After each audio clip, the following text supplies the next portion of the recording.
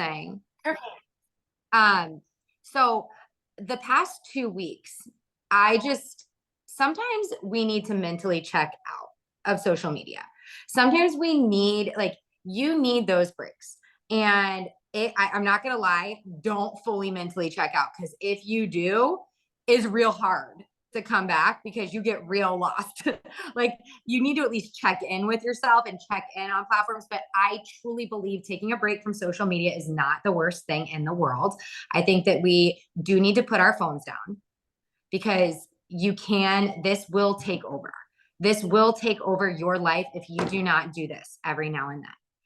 And I know we preach videos, we preach this, we talk this, but talking this in person, like pretend like we're in person, it's so much better for your mental health than sitting here all the time. Because you're sitting here and you're just then thinking here. And that's not good. You need to be out. You need to be doing things. We were made to be around people. Like, that's inside of all of us. It is a huge part of us. And network marketing, when it first started, social media was not a thing. Do you know that 50% of people are not even on social platforms? They're not even on social platforms, which means there is a huge audience that we're not even reaching. And all of us are only going after 50%. So we're all competing with 50%. When there's 50% out there that nobody's even talking to, which is a huge thing. And Darnell knows this about me. I have built 2 businesses, and my parents have a local business as well that I help them with. All of these businesses have been built locally. Even though you guys see me have viral videos, I'm 75% local. So my viral videos still only make up 25% of my sales. Sometimes it's more if I have like a really big viral video, obviously, but on a normal month, my online stuff is only 25% of my sales. Everything else comes from in person. That's just how I built my business. That's how I like to do it. I like to be around people. I am a social person. This gives me freaking anxiety, because I will sit there if I am solely relying on this. And I will tell you, I have done it. When I went viral with libido gummies the first time, I was like, oh, this is the coolest thing ever. And all I was doing was posting video, obsessed, waiting for the next viral video, sitting and waiting for the next sale, rather than going out and doing something about it to get it. And that's what we'll wind up doing if you're just on here. You're just going to sit and you're going to wait. You're going to watch other people. You're going to be like, well, why isn't this happening to me? We'll make something happen for you. And that's what I love about in person, is you really have that opportunity to make something for yourself. And that's what I want to talk to you guys. I'm not going to lie. This is the extent of the notes I have. So it's all coming from here and what I know and what I've done. And at the end, I want to open it up. I want you guys to ask all the questions, anything like that. So it's fall. There's a huge opportunity right now to go out and get events and talk to people. I know if some of you are saying, well, I don't like to talk to people. That's what events are great for. Because maybe joining a chamber isn't for you. Maybe joining a networking group isn't for you. Number one, I think if you're saying it's not for you, it should be for you, because it's going to get you out of your shell. So just an FYI, if you just said, yeah, no, that's not my thing, make it your thing. Look up a local networking group in your area. Look up small businesses, and wherever you're at, there are networking groups. I promise you. You just have to look them up. And that's when you pick this back up. You Google networking groups in Plantation, Florida. Plantation small businesses. They post networking events in them. Use your social media for something other than selling, and find those people, find those groups, ask. If you don't know, call your local city and ask. They will point you in the right direction. Chamber of Commerce is a great way to get involved. That does cost money, but they open up a lot of doors. I am really, really big about getting involved in networking groups. You can also, we say all the time too, your kids' sporting events, all of that, but those are a little harder, because if you're that quiet person that doesn't want to talk to someone and all the moms are already hanging out, like that does make it a little bit harder. But these networking groups, the sole purpose is to get you talking to people. And you're going to have people that come up to you So you don't have to worry about going up to them. You're going to have other people who are starting the conversation with those type A me personalities. I walk right up to you and be like, hi. And it might be a little much, but it's going to get you out of your comfort zone. It's going to make you turn out laughing at me right now because she knows that's so me. I would walk up to the person in the corner and be like, hi, I'm Amanda. What's your name? You want to be friends? Like, do you want to be my friend? You do. What did you say? I'm talking to, however I have this set up with the chat. I don't like the view on this iPad. I need to get my computer set up. You check out, or you're way too involved. Oh, my mouth is like all weird now. You're talking to lots of people, your recovery groups. Yes, that's it. It's just really, it's networking. This is a game of networking. It's social networking. It's network marketing. It's all of that. But because we say social, we think social media, but it's not just social media. So obviously I've talked a lot about that. I'm not going to talk a lot about chambers. I'm not going to talk about networking groups because that's not really what the sole purpose of tonight's thing is. But I do really think you guys need to get out there. You need to talk to people. I can't tell you how many people I have text me on a given day and say, hey, are you placing an order soon? Do you have any gummies? Do you have any Glow Getter? Do you have this on hand? Do you have this? Can you get me this? And it's all because of the networking that I've built up. And it's not a selling thing. You just talk about it in these networking groups, which is what's amazing. But anyways, I want to talk events. So if you want to talk to me about that, please message me. I will help you find networking groups in your area if you don't know where to look. Okay. So if you want to get involved, send me a personal message and let's talk. Darnell, did you unmute? Did you want to say something? Yeah, I wanted to just maybe make a note. I wanted you to touch on that little fundraiser thing that you did at your house with other vendors. I think that was really a cool thing. So I just wanted you to maybe make a note of that so we didn't forget, because you know me, I forget too. Yeah. No, well, that's a good one too, because I do that for Black Friday every year. We do a big one. So I can talk about that. That's like, and then that's something you can start preparing now too. So we can talk about that first. So since Darnell said that, something that I do, I usually try to do them at least 3 times a year here. I find other vendors or people around that might sell Mary Kay, and not just MLMs. Like we have a girl down here who's called the Bag Lady, and she sells purses. I have someone that I've met from events who does kids' bows. A lot of times if you go on Facebook and you find like South Florida vendors or things like that, or like whatever your city is, and put like vendors or things, or you post, if you just made a post on your Facebook and said, hey friends, who sells something, who has a small business, I'm going to host a fundraiser and I'm looking for people. You're going to get a plethora of people that are just like, I do this, I do this, I do this. Or they're going to message you privately, or they're going to tag their friends. Like you'd be very surprised. Well, what I do is I will open up my home, and I usually try to have at least 10 vendors that come. So I'll reach out to people, but my rule is I charge nothing, where if you do an event, it costs money. And that's how I get a lot of them in here, because it's $0 to come. Now you say, well, I don't have anyone to invite to my house. Well, this is why I bring vendors in. My rule is I charge you $0, but you need to invite at least 10 people and have 5 RSVP'd. So my vendors have to invite people as well. And now how they do it and how we are successful is we don't do it just as a shopping night or something. We do it as a fundraiser. So we always have a cause that we support, which I think is a huge thing, because people love supporting a cause. And the vendor might not necessarily give a percentage of their sales back. Ariel, obviously we don't have anything set up. So how I typically do it is it'll be a raffle, and each vendor I ask to donate an item or something, and then we'll sell raffle tickets. And then everything from the raffle sales that night. And I'm telling you, the last time we did it, I think we made $600 for Broward Gold Coast Down Syndrome Organization through raffle ticket sales. It's insane. People come, they show up. I think I had 38 people. It was something like 38 people that came to the event that we did here at my house. It was a lot. There were a lot of people here, but it was great. And in the beginning, they weren't that big. They started out smaller, but then people started getting used to me being the person who does these events. And then it just started growing. So in the beginning, you might only have 1 or 2 vendors. Maybe you only have 10 people who come, but you make it fun. And then you start letting people know about it. A big one coming up that I do every single year, and that would be really great for you guys to do too, is we do a oh my gosh, what is it? It's not Black Friday. It's, is it like the small business Saturday? Small business Saturday. Yeah, that's what it is. So we do small business Saturday, and I will either do it. I've actually done it. We've done small business Saturday, but we've also done the Monday before Thanksgiving.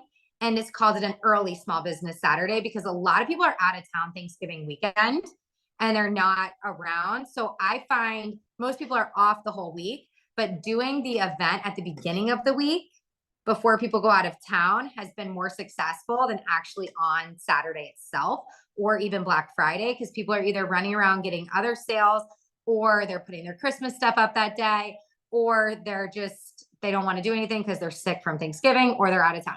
Like I found that weekend really isn't the best to do it. So we'll host our small business Saturday during the week before Thanksgiving happens, at night or in the evening or the weekend before, when nobody's doing anything. So I'm super strategic about that to make sure there's nothing else going on, because then you're the only one doing it. So they're going to come to your event versus like 25 other things they have going on. So always remember that.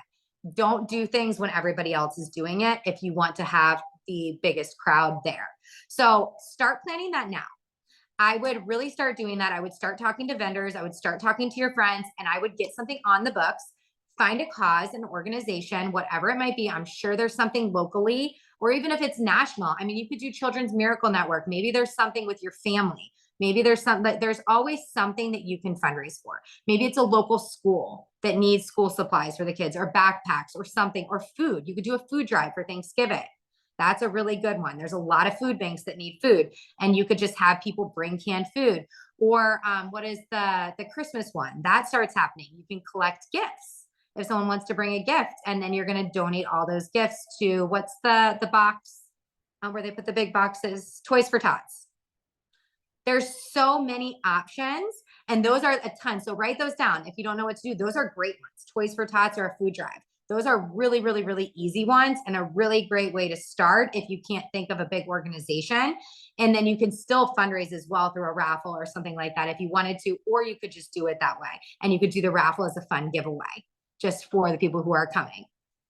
And every toy they bring, they get like 5 raffle tickets or something like that. So you can kind of play it around that way too, versus collecting money.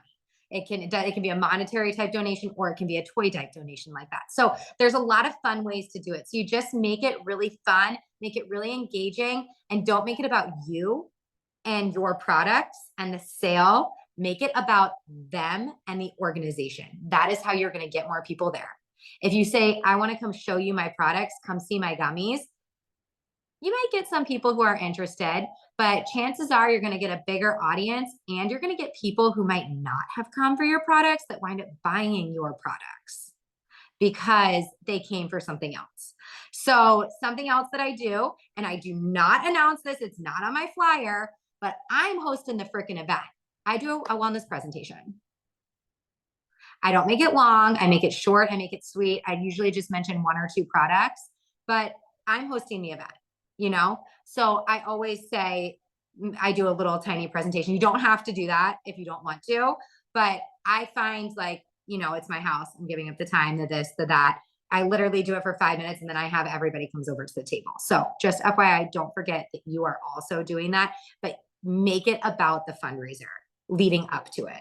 And then once everyone's there, then talk about the products, talk about the company, talk about the opportunity. So that's the big thing. So that's my fundraisers that I do. I do them, like I said, about 3 times a year. They're very successful, and it is a lot of fun. I'll have wine. I usually do try to get a wine vendor. So there's so many people who sell wine, you guys. So many people. That's an MLM too, okay? Like, look around, ask your friends if anyone knows a wine vendor, because they'll come and set up, and then you could say there's a wine tasting, which will draw people in too. Like there's so many ways. There's so many ways. If you want to talk to me more about it, I would love to talk to you more about it too and help you get one set up. It's really fun, and it's a great way to network and talk to people, to force yourself to do it if you don't know what to do. And it's free. So it's not something you're going to put a lot out there for too.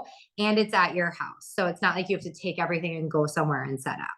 So, I mean, you could do it at someone else's house too, if you don't want to do it at your house. Don't get me wrong. If someone else wants to host it, that's totally fine. So that's the fundraiser. Let me check that off. So I know I talked about that.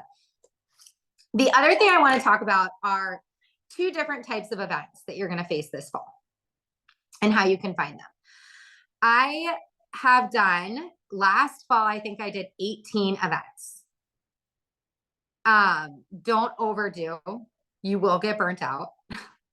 And I want to be the first person to tell you there are events that are better than others. And you need to be prepared. Okay. I find school events, getting into schools for school Christmas events, school fall festivals. A lot of schools just do like holiday shops, and they actually allow vendors. Now, figuring out the school stuff is a little bit more work because you do have to contact the school. A lot of times I'll look up, especially private schools in your area, I'll look up whoever the PTO president of the school is, and I'll send an email and reach out to them and say, hey, are you doing any events this fall where you allow vendors? Very simple. You can send an email. That's all I say. Just reaching out to see if you have any events this fall at the school that allow vendors. I would love to come and be a vendor. If you do, please let me know. That's it. Okay. The school will give you the information back. If you know someone who goes there, then you can ask them to ask. But I've just found going straight to the PTO president is the best way to go because they know they're going to give you the information. They're going to send you everything right there. It takes there's a couple more steps there because you do have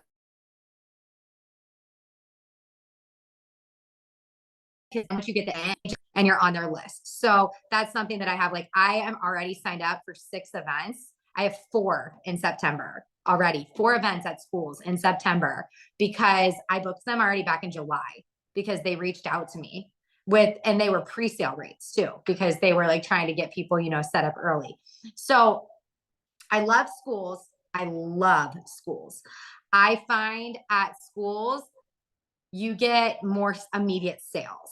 So you'll have people, if you can carry product also at events, guys, and you cannot carry product. There's ways to do both. I'm going to explain both. I do personally carry product on hand, especially for school events, because I find that it's a grab and go. They really do take it. They go, you have a lot of stressed out parents at schools that need things. So if you were going to do a school event, I would suggest having at least stuff for stressed out parents to help with stress, anxiety, and sleep, because those are 3 huge things that parents are just all over about. Be careful with vapes at schools, especially private schools. Just an FYI, I don't bring them personally. If I'm talking to someone, I do mention them, or I might have them in my bag, but they're not out on the table. I do put the Delta 8 stuff out on the table because it's legal, especially if it's legal where you're out, that's fine. But when it comes to the vapes, I'm a little bit more conservative just because you are at a private school and some private schools do have certain rules and regulations. So just be careful. But everything else I put out because everything we have is completely all natural. Okay. When I approach a school, I do not say hemp products. I say wellness products. Just an FYI. I've never once been kicked out. No one has said anything to me, but I say wellness products. I do not approach with hemp products just because some schools are just, you don't know what you would get until you're there, right? You have to feel the vibe. You have to kind of get the vibe, and an email is really hard to get the vibe. You don't really know what someone's saying. It's just like on social media. So whenever I approach schools, I always say wellness products. So I would definitely start reaching out to schools. Maybe it's not a ton, but reach out to a few. And if you have if you have a big local following, you can also post on your Facebook wall and say, hey, does anyone's school have any events coming up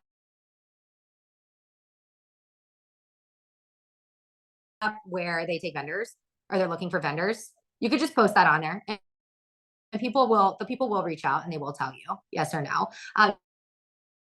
You can also do groups like Facebook, if you have a city group, you have events in your area. Some schools do post on there, and that's where we kind of fall into the next category of events. So the next category of events is going to be your fall festivals and your big Christmas events.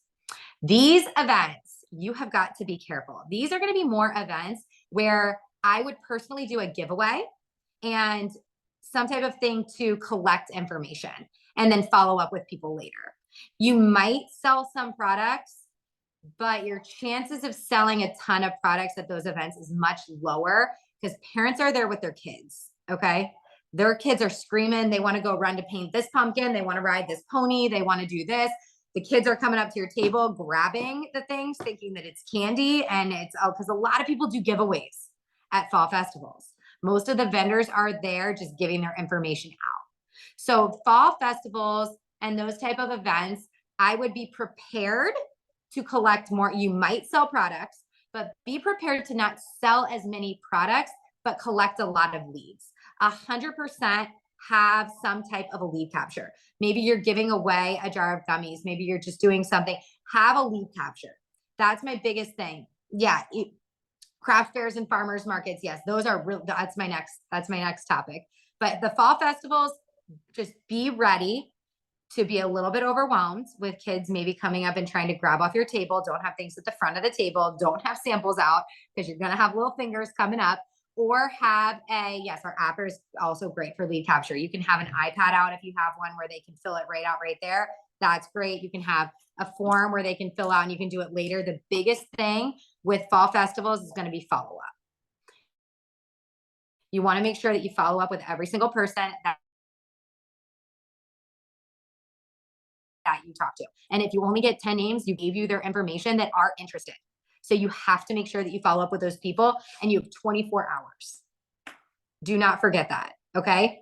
If your fall festival is on Friday night, do not wait until Monday to reach out to them. Reach out to them on Saturday and then reach out to them again on Monday, because you're going to lose that whole thing.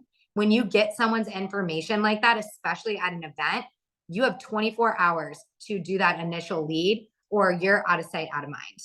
And you do not want to be out of sight, out of mind. Okay. You can reach out and say, hey, it's Amanda. I know it's Saturday. It was great meeting you yesterday. I just wanted to make sure you had my information. Something as simple as that. And then on Monday, hey, just following up, I wanted to see if you wanted any more information on this product or something like that, like get a little bit more, just like that initial, like, I just want to make sure you had my information so that I didn't lose you kind of thing. So fall festivals there. The next thing are going to be the craft fairs and farmers markets. Those are super easy to get into, and those can be huge with holistic healing and wellness products. People are going to farmers markets because they want all natural things. They want organic, they want health, they are health conscious. Some of those are a little bit harder to get into because, like, I've been trying to get into our local farmers market for 2 years, but they have too many people already doing it. So you might have to get on a list for some of those, but some you might be able to get into. An easy thing to do is if you have a local farm, if you have a local place, you can call them and just ask if they let vendors come set up, because a lot of them do. Like, we have some different farms around here that will just let vendors come set up, which is also great because there's no fee. Some of the bigger farmers markets do have fees, but a lot of those little farms will let you just come set up. Craft fairs are hit or miss, I will say. I've had people who've told me I can't do a craft fair because I don't make the products myself. So those are hit or miss. Some people will say yes, some will say no, but farmers markets could be really, really good because people are looking for all natural and organic. But fall festivals, farmers markets, and schools, those can cost money. But if you reach out to a place and ask if you can set up a table, like at some of those just local farms and stuff, a lot of times they'll let you do it for free. So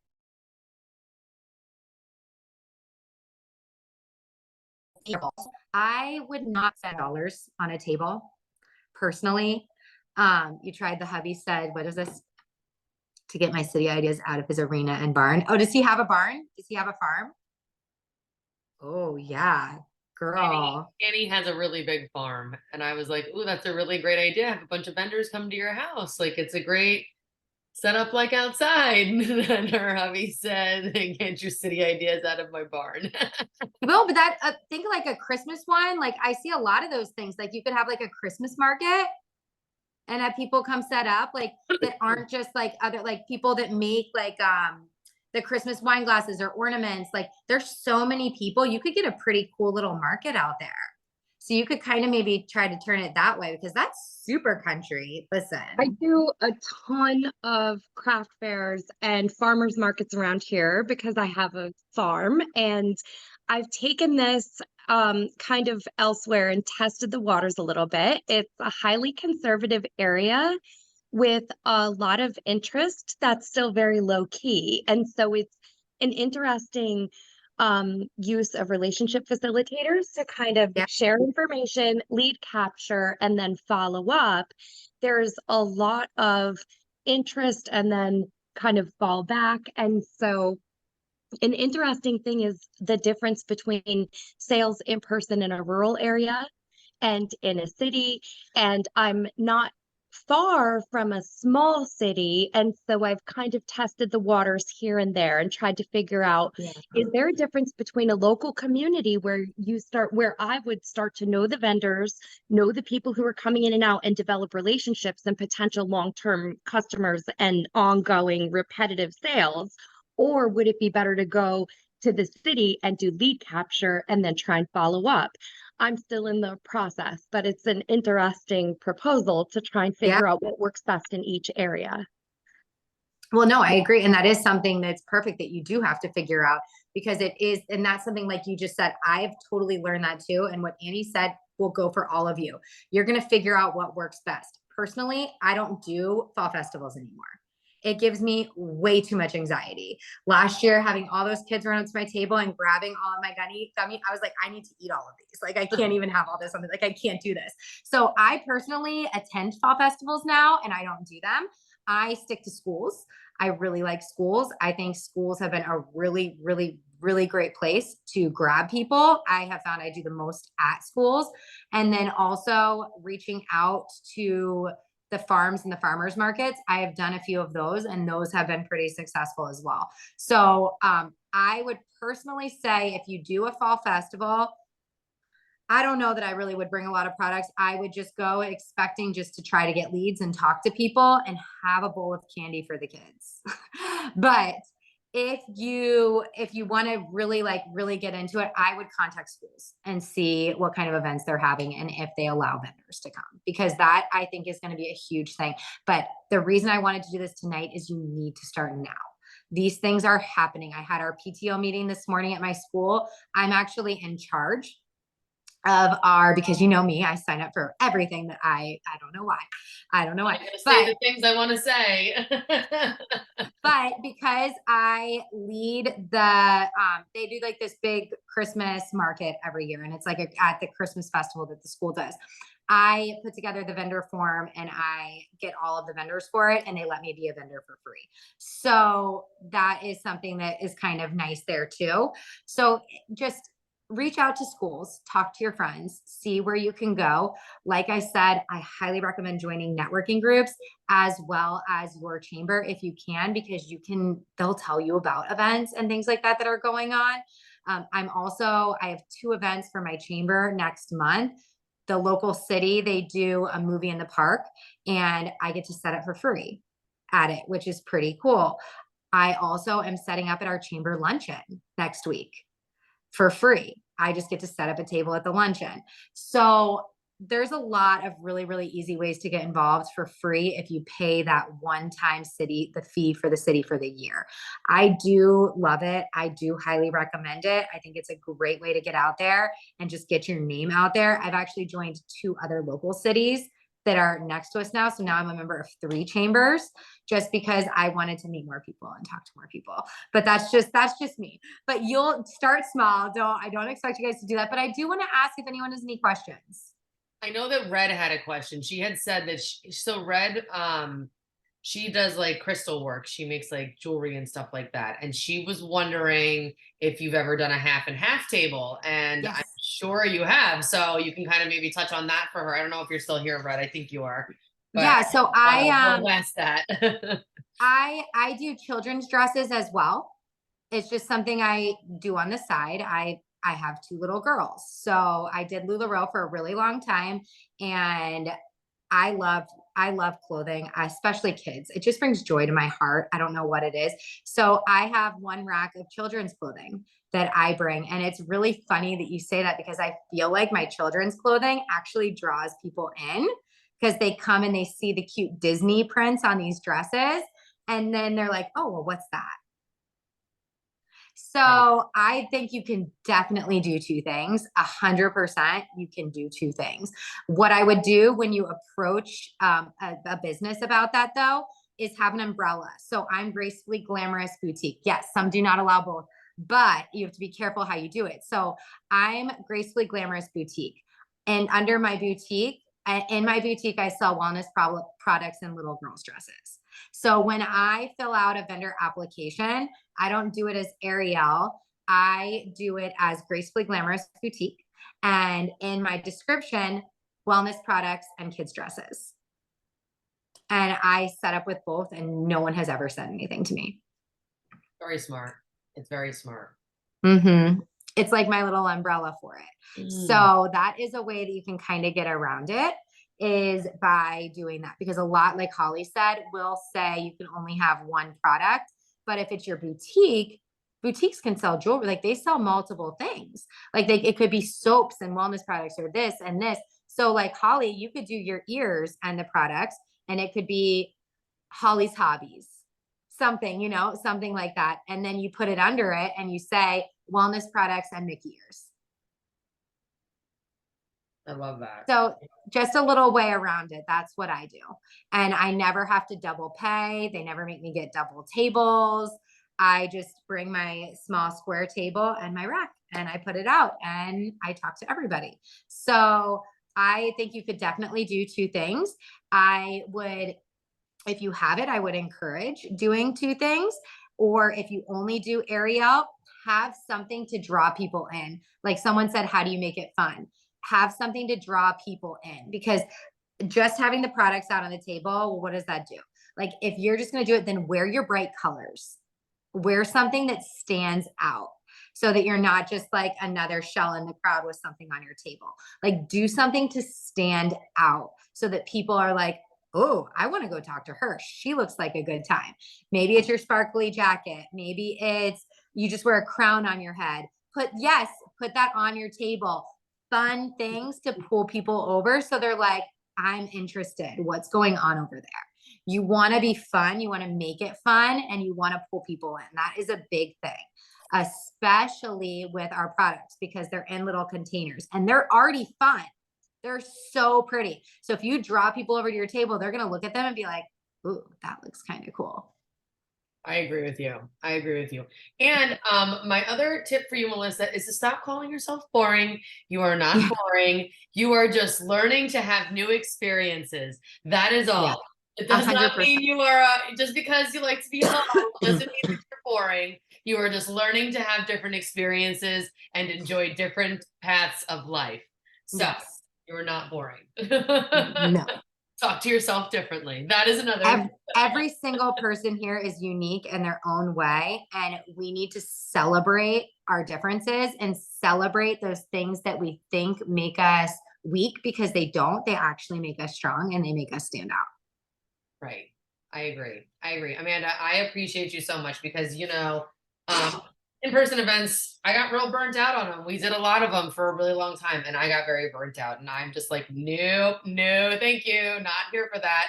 I'm here to shake my ass on TikTok. Like, what are you talking about? Like, so, you know, but the whole thing is just because in-person events don't work for me doesn't mean that they won't work for so many people, because I think that so many people on my team would be, and I said it right before we started, I'm like, I think you'd be outstanding at in-person events, because you guys already have, like, you got great personalities. Most of you are cooped up in your house most of the time anyways, and you got nobody to talk to. So at least if you get out and you do one vendor event a month, you can gather leads. At the very least, you gather leads. Like, and I would never spend more than, like Amanda said, like $50 on a table is like my maybe like max that I would spend. And it really depends on what the event is. And like, just make sure you get leads, talk to people, stand out there, you know, like I have like stuff from LuLaRoe days. Like I have a wheel like that I'll take to events. So like people can spin the wheel, and it has like, all the different sample packs on it. And I let them spin it or whatever, or it has like 2 sample packs on it and then like a bunch of other things that they could like not even win, just like try again, like whatever. But people want to spin the wheel. How do I spin the wheel? Oh, just give me your email. I'll send you some information about what I do. It's that simple. Yeah. You can spin the wheel. I was going to add too, I kind of forgot about this until just now, but a lot of, if you have local businesses that you go to all the time or a gym that you're a member of, I would ask them also if you can set up a table. So like my gym lets me set up tables for free whenever I want. I also have talked to, there's a couple of local breakfast places that have said that I could go set up during their like prime breakfast hours outside. So don't be afraid to just reach out to small businesses, because a lot of times small businesses will support you and will say, heck yeah. Local chiropractors, if you have a holistic healing place around you, ask them. A lot of times they do small events too, where they'll have vendors and let you set up. I have one who actually has my products in her shop. And if something sells, she just lets me know. Like they're very into that and helping each other. So also reach out to small businesses, because you never know who's going to let you set up or who could become a potential business partner with you. I love this, Amanda. You did a great job tonight.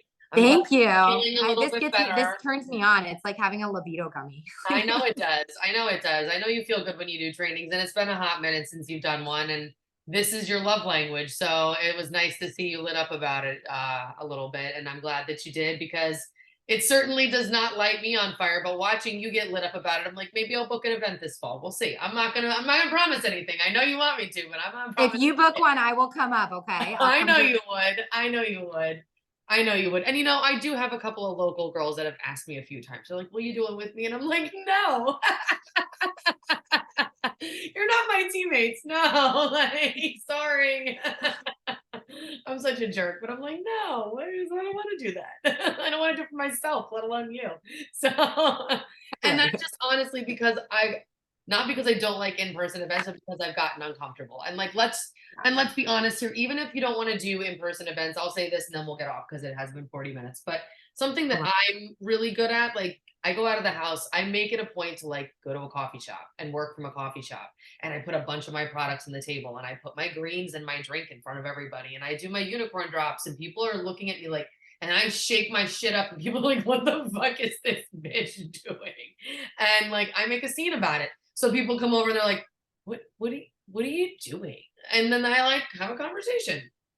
Just like a natural conversation, you know, or if I like have a jar of gummies there, like, you know, or I've got one friend that every time we go out, she says, looks at people and she goes, she sells sex gummies. And I'm like, stop. Like, it's, I have a name. Like, stop it. Like, you know, but they're good friends to have because they're like, wait, sex gummies? What is your name? And I'm like, doesn't even matter now. All you hear is sex gummies. So just call me sex gummy girl. We're fine with it. It's fine. Like, you know, so that's another like little just nice tip. And I think gyms too. Gyms also will let you set up there too. I've had a lot, I think a lot of girls, I feel like in the other like corporate chat have had a lot of success in gyms because we do have a lot of weight loss and like good products, but then there's a lot of crazy like people at the gyms too. That they're like, I will not put sugar in my body. How dare you bring a gummy in here? So you have to. The gyms actually, my top selling products when I do the gym are Roar and the libido gummy, because the HGH and testosterone booster is a big one. And you don't realize like people are looking for that, especially an all natural option. So that is a really, really big one. I mean, we've got amazing creams too, which is also huge because people at gyms, the creams, the baked tape, like all of those things, we've got really good products, really good products. We do. You just got to get out there and talk about them, like Amanda said. So thank you again, girl. I love you. And if anybody else has any questions, feel free to, you can reach out to Amanda. You can reach out to me and I can get you in touch with Amanda if you don't know how to get in touch with Amanda. I was going to say, use me, you guys. I'm in Team High Vibes. I'm here. I'm assisting Kristen. Kristen and I kind of grouped up together. We teamed up together so that we could lead this together. I know I haven't been here the past 2 weeks. I didn't publicly announce it. I had COVID. I was pretty much on my deathbed and it's been really, really, really rough, but I am feeling better, not 100%, but feeling better. So you will start seeing my face again in the chat. So get ready for it, but please